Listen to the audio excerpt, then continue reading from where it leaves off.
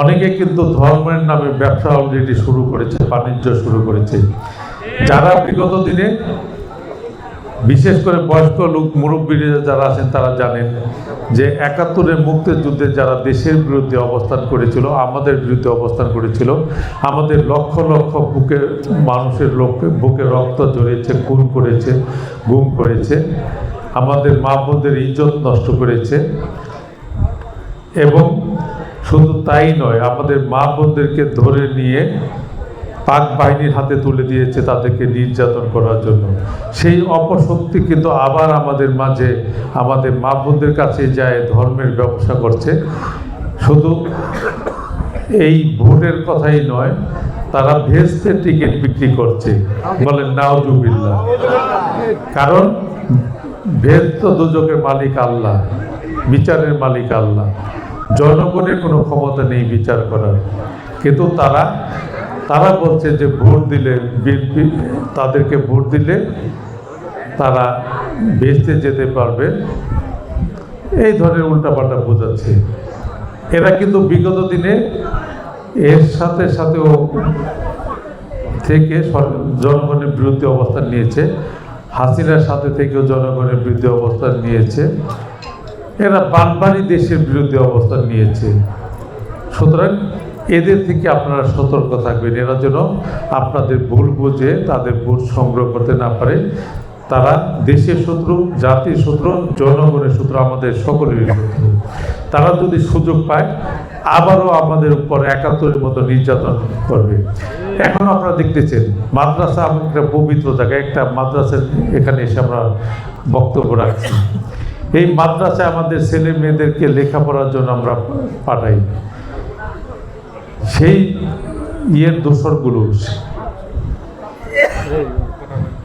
সেই ৭১-এর দোসরগুলো এখনো পর্যন্ত যারা আছে মাদ্রাসায় কিছু কিছু অবস্থান করছে, তারা কিন্তু আপনারা দেখতে পাচ্ছেন পত্র পত্রিকা, বিভিন্ন ইউটিউবে, যে আমাদের ছোট ছোট সন্তানদের তারা আবারও নির্যাতন করছে, শিক্ষক হয়ে সন্তানদেরকে ধর্ষণ করছে।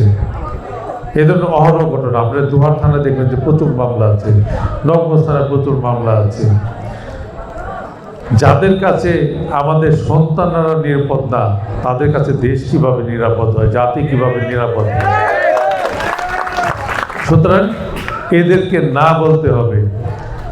এবং হাসিনার দোসর যারা ছিল, যেমন অন্যান্য পার্টি তার 14 দলের যারা ছিল, মেনন, ইনু, আরও অনেকেই, তারা কিন্তু জেলে আছে, কারাগারে আছে। এর সাথে পার্টি, জাতীয় পার্টি কিন্তু হাসিনার সাথে ছিল, এরাও কিন্তু দেশের শত্রু, এরাও কিন্তু জাতির শত্রু। এরাও যেন সম্মুখে আবার এসে আবার নির্বাচনের কথা বলে আমাদের মাঝে আসতে পারে, সেদিকেও সতর্ক রাখতে হবে। কোনো শত্রুকেই আর সুযোগ দেওয়া যাবে না বাংলার মাটিতে করার জন্য। তাই আপনাদের প্রতি অনুরোধ, কাল থেকেই, আজ থেকেই আপনাদের আত্মীয় স্বজন যে যেখানে আছে তাদের কাছে ভোট প্রার্থনা করতে হবে। এবং বিদেশে যারা অবস্থান করছে তাদেরকেও কিন্তু এবার ভোট দেওয়ার সুযোগ পাবে। আপনাদের আত্মীয় স্বজন যারা দেশে আছে তাদেরকেও বোঝাবেন, তারা ওখানে রেজিস্ট্রেশন করে ডাক যুগে ভোট পাঠাতে পারবে। তাদেরকেও ভোটে যেন সকলে ভোট দেয় সে যেন অনুরোধ করবেন। আপনারা প্রতিটা ঘরে ঘরে যাবেন এবং ভোট প্রার্থনা করবেন। গত 5ই আগস্টের আগে যে সরকার ছিল, সরকার মানে যে জবরদখলকারীরা ছিল, তারা কিন্তু আমাদের উপর, আপনাদের উপর এবং পুরো জাতির উপর অনেক নির্যাতন করেছে, নিপীড়ন করেছে, খুন করেছে, জেলখানায় ভরেছে, লক্ষ লক্ষ মামলা দিয়েছে, হামলা করেছে, বা বাক স্বাধীনতা নষ্ট করেছে, ভোটের অধিকার নষ্ট করেছে। এই 5ই আগস্টের পর আমরাও কিন্তু যারা বিএনপি করি বা একই মানসিকতা, আমাদের মধ্যে এমন একটা ভাব চলে আসলো যে বিএনপি বোধহয় ক্ষমতা এসে গেছে। কিন্তু জিনিসটা কিন্তু এত সহজ নয়। আমাদের ভারপ্রাপ্ত চেয়ারম্যান কিন্তু শুরু থেকেই বলে আসছেন যে আগামী নির্বাচন হবে সবচেয়ে কঠিন নির্বাচন।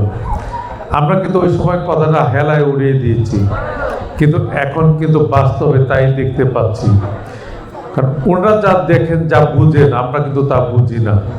আর আমরা যখন বুঝি তখন কিন্তু সময় আর থাকে না। তাই এখনো সময় আছে। 5 তারিখের পর থেকে আমাদের কৃতকর্ম, যতটুকুই ভুল আমরা করেছি, সেই কৃতকর্মের জন্য জনগণের কাছে ভুল স্বীকার করে তাদের ভুল প্রার্থনা করতে হবে। কারণ জনগণই সকল ক্ষমতার উৎস। জনগণ এত বছর ভোট দেওয়ার সুযোগ পায়নি, এখন সুযোগ পেয়েছে। আমাদের উচিত আমাদের এই ভোটটা, জনগণের ভোটটা কাজে লাগানো, আমাদের দলের পক্ষে, ধানের শীষের পক্ষে নেওয়া। এবং জনগণ কিন্তু এই দীর্ঘ এই সময়ে ভোটের প্রতি একটা অনীহ চলে আসছে মানুষের প্রতি। তাই প্রতিটা ওয়ার্ডে ওয়ার্ডে আমাদের যে কমিটি হবে, কমিটির লোকজন প্রতিটা বাড়িতে বাড়িতে যে আমাদের ভোটার মা বোনদেরকে ভোট কেন্দ্রে নিয়ে এসে ভোটের ব্যবস্থা করতে হবে।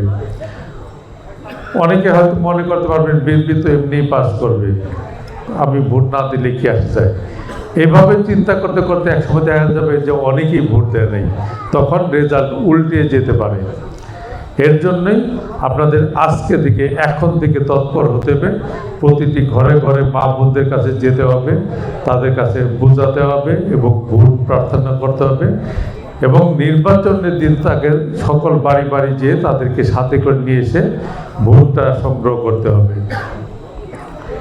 আমাদের প্রতিপক্ষ যারা আছে বা অন্যান্য রাজনীতিবিদ যারা আছে, যারা নির্বাচন করতে চায়, তারা কিন্তু অলরেডি বহু আগে থেকেই 5 তারিখের পরে থেকেই তারা বিভিন্ন ঘরে ঘরে যাওয়া শুরু করেছে এবং ভোট প্রার্থনা করছে। আর আমরা কিন্তু অন্ধকারেই রয়ে গেছি। যারা শূন্য থেকে অনেক উপরে উঠে যাচ্ছে আর আমরা অনেক উপর থেকে শূন্যে নেমে যাচ্ছি, এটা কিন্তু কখনোই আমাদের জন্য ভালো ফল আনবে না। আমরা আগামী 12ই ফেব্রুয়ারি পর্যন্ত কষ্ট করি, দলকে ক্ষমতায় আনি, তারপর আমরা আমাদের কাঙ্ক্ষিত লক্ষ্যে পৌঁছতে পারবো। আমরা সৎ পথে ব্যবসা বাণিজ্য করে চলতে পারবো। আমি আপনাদের সাথে থাকবো, কথা দিচ্ছি। এখন দয়া করে আপনারা কোনো বিচারের মধ্যে যাবেন না, কোনো হাঙ্গামার মধ্যে যাবেন না এবং কারোর সাথে বিরূপ আচরণ করবেন না। এই আচরণগুলো আমরা ভোট পর্যন্ত কেন, আমরা কখনোই কারোর সাথে করতে চাই না। কারণ আমরা এখানে একটা হিন্দু, মুসলমান, খ্রিস্টান সকলে একটা সহ অবস্থানে আছি। এই অবস্থানটা যেন আমাদের চিরস্থায়ী হয়, আজীবনের জন্য হয়, সে চেষ্টাই করতে হবে। এই দেশটা আমাদের, এই দেশের মাটি আমাদের, এদেশে আমরা সকলেই জন্মগ্রহণ করেছি, সকলেরই সমান অধিকার এদেশের সমস্ত সুবিধা নেওয়ার জন্য। তাই সকলে মিলেমিশে একসাথে কাজ করব, দেশের জন্য, সমাজের জন্য, জাতির জন্য, দেশকে উন্নয়নের জন্য আমরা কাজ করব।